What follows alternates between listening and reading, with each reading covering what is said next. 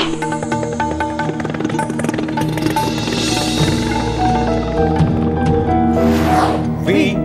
the people of India, having solemnly resolved to constitute India into a sovereign, socialist, secular, democratic republic and to secure to all its citizens. নমস্কার, শুরু করছি আজকে চতুর্থ স্তম্ভ। আমি ইন্দ্রাণী।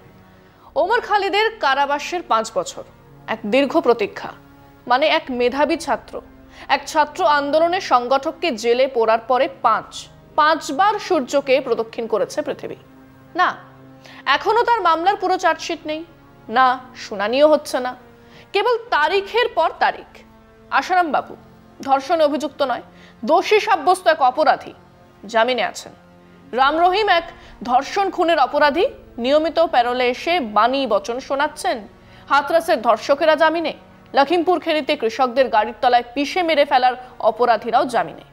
কিন্তু 5 বছর হয়ে গেল জেএনইউর গবেষক ছাত্র নেতা ওমর খালিদ জেলে। 2020 সালে সেপ্টেম্বরে ওমর খালিদের গ্রেফতার এবং তারপর থেকে দীর্ঘ 5 বছর ধরে তার কারাবাস ভারতের বিচার ব্যবস্থার আদতে এক অবিচার, অন্যায়ের ছবি তুলে ধরেছে। দিল্লির ছাত্র আন্দোলনের পরিচিত মুখ, জওহরলাল নেহেরু বিশ্ববিদ্যালয়ের প্রাক্তন ছাত্র ওমর খালিদ 2020 সালের দিল্লি দাঙ্গায় জড়িত থাকার অভিযোগে UAPA unlawful activities prevention act আইনে গ্রেফতার হন। এই 5 বছরের কারাবাসের সময়কালে তার জামিনের আবেদন কম করে 20 বার খারিজ হয়েছে, যা ভারতের ফৌজদারি বিচার প্রক্রিয়ার নির্দিষ্ট এক পেশে চেহারা আর ইউএপিএ আইনের প্রয়োগ নিয়ে গুরুতর কিছু প্রশ্ন তুলেছে। প্রশ্ন তো উঠবেই যে তাহলে আইন কার? আইন কি আইনের পথে চলছে নাকি তা সরকারের নিয়ন্ত্রণে? আমাদের রাষ্ট্রের 4 স্তম্ভের অন্যতম আইন ব্যবস্থা কি আর স্বাধীন নয়? হ্যাঁ, এসব প্রশ্ন তো উঠবেই। তার আগে অনেকের জানাই আছে, তবু যাদের জানা নেই তারা জেনে নিন কে ওমর খালিদ। ওমর খালিদ ভারতের ছাত্র আন্দোলনের এক পরিচিত মুখ। তিনি জওহরলাল নেহেরু বিশ্ববিদ্যালয়ে গবেষণা করতেন এবং সেখানকার ছাত্র রাজনীতিতে সক্রিয়ভাবে জড়িত ছিলেন। 2016 সালে জেএনইউতে দেশ বিরোধী স্লোগান দেওয়ার অভিযোগ ওঠে তার বিরুদ্ধে, জানিয়ে দেশ জুড়ে তোলপাড় সৃষ্টি হয়। এরপরে দেখা যায় ওই স্লোগান যখন দেওয়া হচ্ছে তখন ওমর খালিদ বা কানাইয়া কুমার কেউ সেখানে হাজির ছিলেন না। কিন্তু দেশের স্বরাষ্ট্রমন্ত্রী, দেশের প্রধানমন্ত্রী, বিজেপির আইটি সেল এবং কোলে বসা গদি মিডিয়ার অ্যাঙ্কার এবং অ্যাঙ্কারনির দল, যাদের নকশাল আর মাওবাদীদের ভূত সর্বত্র তারা করে বেড়ায়, তারা সেই ওমর খালিদ, কানাইয়া কুমার ইত্যাদিদের টুকরে টুকরে গ্যাং বলা শুরু করে। এই ঘটনার পর থেকে ওমর খালিদ সংবাদ মাধ্যম এবং রাজনৈতিক মহলে পরিচিত হয়ে ওঠেন। যদিও তিনি বরাবরই নিজেকে সংবিধানের প্রতি শ্রদ্ধাশীল এবং গণতান্ত্রিক প্রক্রিয়ার একজন সক্রিয় অংশগ্রহণকারী হিসেবে তুলে ধরেছেন। হাতে সংবিধান নিয়েই মিছিল করেছেন, গান্ধীবাদের কথা বলেছেন। হ্যাঁ, একটা দোষ তো তিনি করেই ছিলেন, নাগরিকত্ব সংশোধনী আইন বিরোধী আন্দোলনেও তিনি সক্রিয় ভূমিকা পালন করেছিলেন। কিছু মাস পরে 2020 সালের ফেব্রুয়ারিতে দিল্লিতে ভয়াবহ দাঙ্গা হয়, যেখানে বহু মানুষের প্রাণহানি ঘটে এবং প্রচুর সম্পত্তির ক্ষয়ক্ষতি হয়। এই দাঙ্গার পেছনে একটি বড়সড় ষড়যন্ত্র আছে বলে জানায় স্বরাষ্ট্র দফতর। যদিও এই দাঙ্গায় মৃতদের 70% ছিলেন সংখ্যালঘু মুসলমান, তবু এই ঘটনার পরে জানানো হয় এটা নাকি এক প্যান ইসলামিক চক্রান্ত।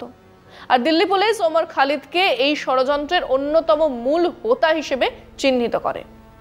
তাদের অভিযোগ ছিল যে ওমর খালিদ এই দাঙ্গার পরিকল্পনা এবং সরাসরি দাঙ্গা বাঁধানোর কাজে সক্রিয়ভাবে জড়িত ছিলেন। তাকে ইউএপিএ আইনের অধীনে গ্রেফতার করা হয়, যা সন্ত্রাসবাদ বিরোধী কার্যকলাপ দমনের জন্য এক আইন, যাতে গ্রেফতার করা হলে জামিন পাওয়া অত্যন্ত কঠিন। আসছি পরের আলোচনা একটা বিরতির পর, সঙ্গে থাকুন। তারপরে শুরু হলো 5 বছরের কারাবাস, এক দীর্ঘ বিচার প্রক্রিয়া। এই সময়ের মধ্যে তার বিরুদ্ধে চার্জশিট দাখিল করা হয়েছে, যেখানে তার বিরুদ্ধে একাধিক অভিযোগ আনা হয়েছে। কিন্তু সেই চার্জশিট সম্পূর্ণ নয়, এখনো নাকি তদন্ত চলছে। আর মামলার বিচার প্রক্রিয়া কতটা ধীর, 5 বছরেও এখনো শুনানিই শেষ হলো না। শুনানি হচ্ছে না, প্রমাণ নেই, কাজেই বিভিন্ন সময় তার আইনজীবীরা জামিনের আবেদন করেছেন, কিন্তু প্রতিবারই সেই আবেদন খারিজ হয়ে গেছে। আদালতের পক্ষ থেকে বলা হয়েছে যে ওমর খালিদের বিরুদ্ধে প্রাথমিক প্রমাণ রয়েছে এবং তিনি জামিন পেলে তদন্ত প্রভাবিত হতে পারে। একজন হত্যার অভিযুক্ত বছরে 10 বার প্যারোল পাচ্ছেন। একজন ছাত্র আন্দোলনের নেতা গবেষক জামিনও পাচ্ছেন না। এই দীর্ঘ কারাবাসের সময় ওমর খালিদের স্বাস্থ্য নিয়েও উদ্বেগ আছে। তার পরিবার এবং সমর্থকরা বারবার অভিযোগ করেছেন যে তাকে পর্যাপ্ত চিকিৎসা পরিষেবা দেওয়া হচ্ছে না। তার মানসিক স্বাস্থ্যের ওপরও এই কারাবাসের নেতিবাচক প্রভাব পড়েছে। অবশ্য আমরা ওমর খালিদের জেলে ঢোকার বা আদালতে আনার সময় যে ছবি দেখেছি তা দেখলে বোঝা যায় কতটা দৃঢ়তা নিয়ে তিনি এই রাষ্ট্রীয় সন্ত্রাসের মোকাবেলা করছেন। এসব না করে ঘাড় নুইয়ে বেটার প্যাকেজ, বেটার মাইনে, বেটার ডিল কি তিনি নিতে পারতেন না? পারতেন, নিশ্চয়ই পারতেন। কিন্তু শিরদাঁড়াতে তফাৎ তো থাকবেই। এই মামলার সঙ্গে জড়িয়ে রয়েছে এই দানবীয় ইউএপিএ আইনের প্রয়োগ নিয়ে ভারতের চলমান বিতর্কের একটি বড় অংশ।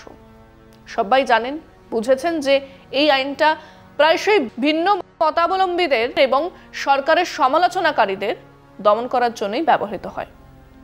এই আইনের গ্রেফতার হওয়া মানুষজনদের দীর্ঘকাল ধরে বিচার ছাড়াই আটকে রাখা যায় আর জামিন পাওয়া প্রায় অসম্ভব হয়ে ওঠে। এর ফলে বহু নিরপরাধ ব্যক্তি দীর্ঘদিন ধরে জেলে বন্দী থাকেন, যা তাদের মৌলিক অধিকারের লঙ্ঘন। এবং সে কথা বহু বিচারপতিও তাদের অবজারভেশনে বারবার বলেছেন। স্বাভাবিকভাবেই ওমর খালিদের মামলাতেও এই বিতর্ক সামনে এসেছে।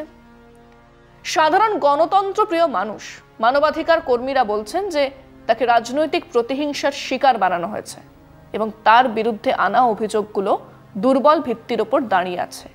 তারা মনে করেন যে ওমর খালিদকে শুধুমাত্র তার ভিন্ন মতামতের জন্য শাস্তি দেওয়া হচ্ছে। একটা সুস্থ গণতন্ত্রে ভিন্ন মতামত প্রকাশের স্বাধীনতা অত্যন্ত গুরুত্বপূর্ণ। কিন্তু যদি ভিন্ন মত প্রকাশের জন্য কাউকে দীর্ঘকাল ধরে জেলে আটকে রাখা হয়, তাহলে তা গণতন্ত্রের মূল ভিত্তিকেই দুর্বল করে দেয়। সময় আরো একটা বিরতির, সঙ্গে থাকুন। এই মামলার কথা জেনেছে সারা বিশ্ব। পৃথিবীর বিভিন্ন বিশ্ববিদ্যালয় থেকে অধ্যাপকেরা, যাদের মধ্যে নোবেল লরিয়েটস আছে, বিভিন্ন আন্তর্জাতিক মানবাধিকার সংস্থা, তার এই প্রায় বিনা বিচারে জেলে পচিয়ে মারা নিয়ে উদ্বেগ প্রকাশ করেছে এবং তার দ্রুত বিচার ও জামিনের দাবি জানিয়েছে। এবং খুব স্বাভাবিক কারণেই ভারতের মানবাধিকার পরিস্থিতি এবং বিচার ব্যবস্থার স্বচ্ছতা নিয়েও আন্তর্জাতিক মহলে প্রশ্ন তুলেছে। ওমর খালিদের কারাবাসের 5 বছর পেরিয়ে গেছে, কিন্তু তার মুক্তির কোনো সুস্পষ্ট পথ এখনো দেখা যাচ্ছে না। তার মামলা ভারতের বিচার ব্যবস্থার একটি দীর্ঘমেয়াদী পরীক্ষার বিষয় হয়ে দাঁড়িয়েছে। এই মামলার ফলাফল শুধু ওমর খালিদের ব্যক্তিগত ভাগ্য নির্ধারণ করবে না, বরং ভারতে ইউএপিএ আইনের প্রয়োগ, বিচার প্রক্রিয়ার গতি, গণতান্ত্রিক অধিকার এবং ভিন্ন মতের স্বাধীনতা নিয়েও একটি গুরুত্বপূর্ণ বার্তা দেবে। এই দীর্ঘ প্রতীক্ষা কবে শেষ হবে তা বলা কঠিন, তবে ওমর খালিদের মামলা ভারতের বিচার ব্যবস্থার সামনে এক বড় চ্যালেঞ্জ এবং এটি ভবিষ্যতের জন্য এক গুরুত্বপূর্ণ দৃষ্টান্ত স্থাপন করবে। তার মুক্তি এবং বিচার প্রক্রিয়ার যদি এই গতিতেই চলতে থাকে, বছরের পর বছর কেবল প্রতিবাদী কণ্ঠকে জেলে পুরে রাখার জন্যই যদি আইন আদালতকে ব্যবহার করতে হয়, মানুষ যদি মনে করতে থাকেন দেশে আইনের শাসন নেই, তাহলে তা এক অরাজক অব্যবস্থার দিকে ঠেলে নিয়ে যাবে দেশকে। মনে পড়ছে নাজিম হিকমতের লেখা সুভাষ মুখোপাধ্যায়ের অনুবাদ করা কবিতার কথা। যে বছর আমি জেলে এসেছিলাম, রুটি ছিল তুলোর মতো সাদা। তারপর মাথা পিছু বরাদ্দের যুগ, এখানে এই জেলখানায় লোকগুলো মুঠিভর রুটির জন্যে হন্যে হলো। আজ আবার অবাধে কিনতে পারো, কিন্তু কালো বিস্বাদ সেই রুটি। যে বছর আমি জেলে এলাম, দ্বিতীয় যুদ্ধের সবে শুরু।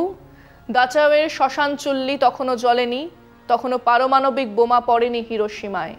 টুঁটি টিপে ধরা শিশুর রক্তের মতো সময় বয়ে গেল, তারপর সমাপ্ত সেই অধ্যায়। আজ মার্কিন ডলারে শোনো তৃতীয় মহাযুদ্ধের বল। কিন্তু আমি জেলে যাবার পর আগের চেয়ে ঢের উজ্জ্বল হয়েছে দিন। আর অন্ধকারের কিনার থেকে ফুটপাতে ভারী ভারী হাতের ভর দিয়ে অর্ধেক উঠে দাঁড়িয়েছে মানুষ। আমি জেলে যাবার পর সূর্যকে গুনে গুনে 10 বার প্রদক্ষিণ করেছে পৃথিবী। আর আমি বারংবার সেই একই কথা বলছি, জেলখানায় কাটানো 10টা বছরে যা লিখেছি সব তাদেরই জন্যে, যারা মাটির পিঁপড়ের মতো, সমুদ্রের মাছের মতো, আকাশের পাখির মতো অগণন, যারা ভীরু, যারা বীর, যারা নিরক্ষর, যারা শিক্ষিত, যারা শিশুর মতো সরল, যারা ধ্বংস করে, যারা সৃষ্টি করে, কেবল তাদেরই জীবন কথা মুখর আমার গানে। আজ এখানেই শেষ করছি। শুভরাত্রি।